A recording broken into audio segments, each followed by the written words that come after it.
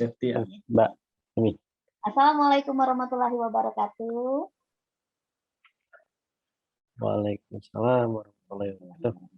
Salam sejahtera buat kita semua. Selamat malam. Kembali lagi kita pada malam hari ini. Kembali lagi bersama Pak Irwin sebagai narasumber kita pada malam hari ini ya Pak ya. Mungkin kita langsung aja Pak untuk malam hari ini. Boleh mungkin waktu dan waktu kami persilakan buat Pak Irwin. Baik, terima kasih Mbak Ami. Assalamualaikum warahmatullahi wabarakatuh. Waalaikumsalam warahmatullahi wabarakatuh. Alhamdulillah. Gimana Mbak Ari, Mbak Ruci? Kayaknya pada sebab semua ini matanya ini. Ini mikirin ini apa ujian hari Jumat atau banyak pekerjaan lain? Campur aduk ya. Oke, dianggap jelas itu ya investigasi kecelakaan ya. Karena kalau investigasi kecelakaannya di akhir takutnya energinya sudah berkurang. Jadi kalau misalnya apa untuk safety accountability ya, nah itu rasanya aman lah itu, nggak terlalu ini ya, nggak terlalu ribet. Oke, nah ini penting ya khususnya kepada ini semuanya ini. Karena Mbak Ari kan pengawas, Mbak Rucinya PJO ya, berarti artinya investigasi ini harus benar-benar ini ya, benar-benar dipahami dengan baik. Oke, kita lanjut ke materi yang keberapa ini? Ketiga ya bagi saya ya. Kita ke investigasi insiden. Nah, untuk elemen kompetensi sesuai dengan Permen 43 ya. Jadi diharapkan para pengawas operasional itu mampu mempersiapkan investigasi, kemudian melakukan pemeriksaan lokasi kecelakaan, melakukan wawancara terhadap saksi, mengumpulkan data atau alat pendukung lainnya, kemudian menganalisa data kecelakaan, menyimpulkan status kecelakaan dan menyimpulkan penyebab kecelakaan, serta membuat rekomendasi dan membuat laporan investigasi. Nah, ini dari kompetensi yang tadi ini saya ringkas ya. Saya ringkas menjadi istilah-istilah yang penting yang harus kita pahami dalam investigasi. Kemudian teori insiden ya. Kemudian teori terkait dengan proses investigasi insiden, pra-investigasi, investigasi, analisis insiden, laporan, dan ini kita studi kasus nanti kita bahas terkait dengan kejadian yang berhubungan dengan pekerjaan cleaning service, gitu ya. Kemarin kan udah ya dasar-dasar K3 ya di hari pertama, jadi saya kira ini saya mereminder saja. Kira-kira masih ingat nggak nih pelajaran hari Senin kemarin? Oke, insiden atau kejadian. Nah, ini kira-kira apa nih pengertiannya? Kemarin kita sudah bahas bahaya, kemudian risiko. Nah, selanjutnya insiden. Rasanya ini sudah dibahas di dasar-dasar ketiga nih di hari pertama. Kira-kira apa nih, Mbak Ari? Pengertian insiden atau kejadian. Suatu hal yang tidak direncanakan.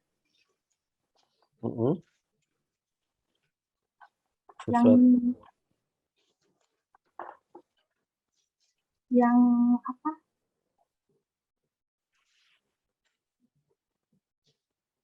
Tidak ada unsur kesengajaan juga.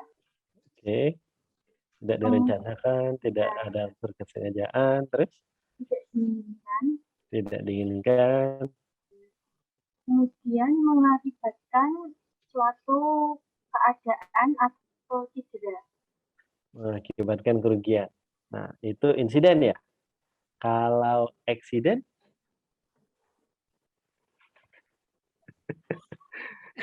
Kecelakaan ya. Ya, kecelakaan sama kejadian insiden dan eksiden apa? Tadi kan kalau insiden tadi katanya segala sesuatu yang tidak diinginkan, tidak direncanakan, yang mengakibatkan kerugian ya. Nah, terus kalau eksiden apa? Berarti kalau insidennya belum terjadi, belum ada kerugiannya. Berarti belum mengakibatkan kita apa? Ingat kembali pelajaran kemarin, ada bahaya, kemudian ketika bahaya ya ada ketika bahaya itu kontak dengan objek ya, katakanlah manusia, terjadi kontak. Nah, itu artinya ada risiko ya. Belum kontak nih, belum ketika akan mendekat itu akan beresiko. Kemudian terjadi kontak, nah, ada kontak sudah antara bahaya dan objek. Nah, kemudian kontaknya inilah adalah sebuah kejadian. Nah, ketika kontak ini ada dua kemungkinan, bisa terjadi kerugian, bisa terjadi tidak terjadi kerugian. Gitu. Jadi misalnya kemarin kan berbicara terkait dengan lubang tuh, bahayanya lubang. Terus kemudian ada orang mendekat, dia orang tersebut berisiko. Terus kemudian ketika orang tersebut menginjak lubang kan dia refleks bisa masuk ke dalam lubang atau refleksnya bisa tiba-tiba langsung melompat seperti itu. Nah, jadi yang dinamakan insiden tadi itu adalah kontaknya itu, kontak antara bahaya dan suatu objek tadi. Jadi kalau secara ini garis besar, insiden adalah segala sesuatu suatu kejadian ya. Kalau segala sesuatu kan bahaya. Suatu kejadian yang berpotensi. Nah, ini baru berpotensi. Kata kuncinya berpotensi. Menimbulkan kerugian. Kalau berpotensi berarti pilihannya ada antara dua. Ada menyebabkan kerugian atau tidak. Ketika tidak menyebabkan kerugian, itu artinya near miss. Nah, ketika terjadi kerugian, itu artinya kecelakaan.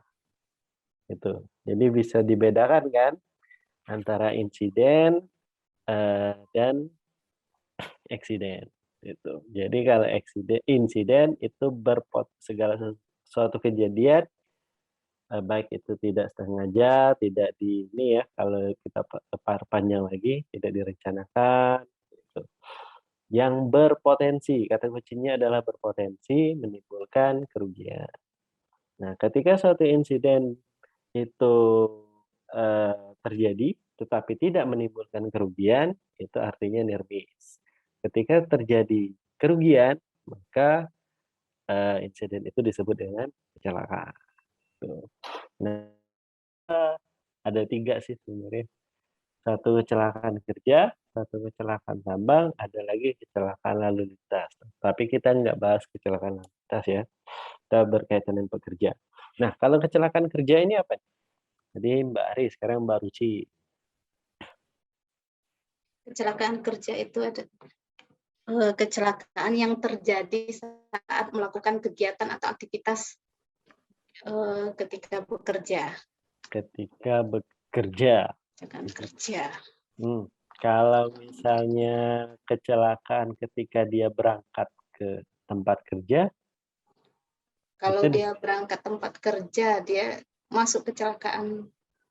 Bisa enggak, itu kalau berangkat Pak ya, belum nyampe ke area kerjanya. Belum nyampe. Itu masuk kecelakaan kerja enggak atau bukan? Atau kecelakaan lalu lintas deh? Bisa jadi kecelakaan lalu lintas Pak.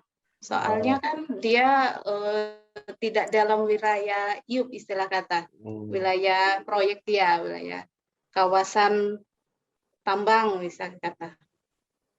Jadi di luarnya itu, di luar wilayah dia tempat kerja.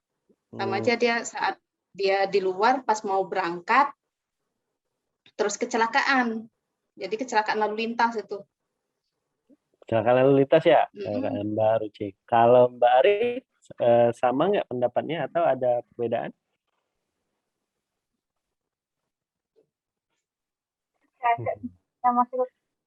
Bisa masuk ke salah satu kecelakaan kerja. Bisa masuk kecelakaan kerja? Iya. Kenapa? Karena prosesnya masih dalam Saat berangkat. Aktivitas yang akan dilakukan. Jadi termasuk kecelakaan kerja ya atau enggak? Termasuk.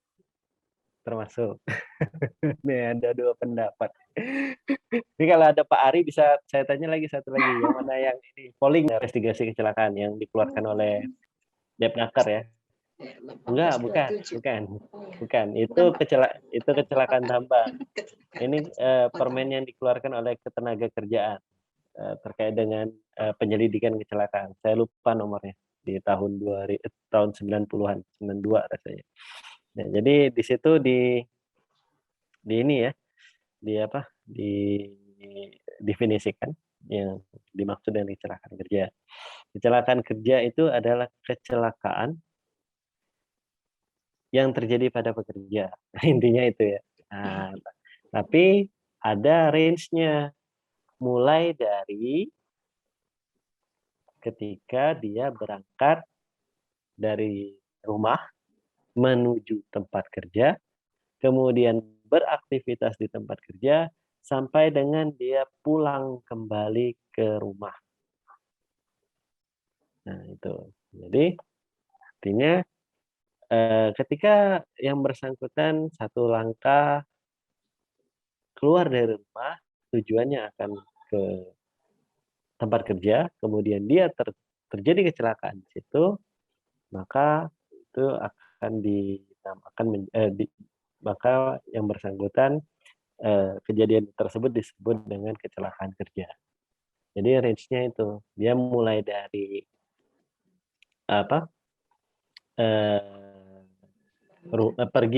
berangkat dari rumah sampai dengan pulang kembali ke rumah. Jadi perjalanannya pun dihitung. Jadi bisa jadi ketika misalnya terjadi di jalan berarti ada dua, masuk ke kecelakaan lalu lintas, masuk juga ke kecelakaan kerja. Yang membedakan kecelakaan lalu lintas dan kecelakaan kerja adalah korbannya. Ketika korbannya adalah seorang pekerja dan akan berangkat bekerja atau pulang bekerja, atau dia pekerja tetapi bukan untuk pergi ke tempat kerja atau bukan pulang dari tempat kerja. Itu kalau misalnya kecelakaan lalu lintas ya. Tapi kalau berbicara tentang kecelakaan kerja itu mulai dari keluar dari rumah menuju tempat kerja sampai dengan pulang kembali ke rumah. Itu. Kalau definisi kecelakaan kerja adalah suatu kecelakaan ya. Kalau kecelakaan itu kan yang tadi yang kata Mbak Ari tadi tidak direncanakan, terjadi tiba-tiba tanpa unsur kesengajaan yang terjadi pada pekerja. Mulai dari dia berangkat dari rumah menuju tempat kerja sampai dengan pulang kembali ke rumah. Nah, tapi ada catatan untuk pulang pada saat dia perjalanan berangkat dari rumah sampai dengan ke tempat kerja. Catatannya adalah sesuai dengan rute yang biasa dia lalui atau yang rute normal seperti itu. Jadi dicek lagi nanti diinvestigasi oleh Ketenagakerjaan. Yang investigasi orang Ketenagakerjaan ya, bukan inspektur tambang. Nah, dicek benar nggak dia pada saat dia kecelakaan di jalan itu benar-benar rute untuk berangkat kerja atau dia menyimpang dulu nih. Nah, istilah ini jangan salah lagi ya, jangan kebalik-balik lagi ya. Insiden itu adalah suatu kejadian yang berpotensi. Kata kuncinya adalah berpotensi menimbulkan kerugian. Nah, terus kalau misalnya insiden itu tidak menimbulkan kerugian, maka disebut dengan near miss atau hampir celaka. Terus kalau misalnya insiden itu menyebabkan kerugian, maka disebut dengan kecelakaan. Nah, kecelakaan pada pekerja itu disebut dengan kecelakaan kerja. Terus kecelakaan kerja yang memenuhi 5 kriteria kecelakaan tambang, maka disebut dengan kecelakaan tambang. Kecelakaan tambang yang tidak memenuhi salah satu dari 5 kriteria itu, maka disebut dengan kecelakaan kerja. Jadi kalau kecelakaan tambang itu pasti termasuk ke dalam kecelakaan kerja. Tapi kecelakaan kerja belum tentu masuk ke dalam kecelakaan tambang. Karena dia harus memenuhi kriteria tadi ya. Seperti itu. Oke. Nah ini tadi sudah ya kita bahas. Jadi benar-benar terjadi, tidak diinginkan, tidak direncanakan tanpa unsur kesengajaan. Ini di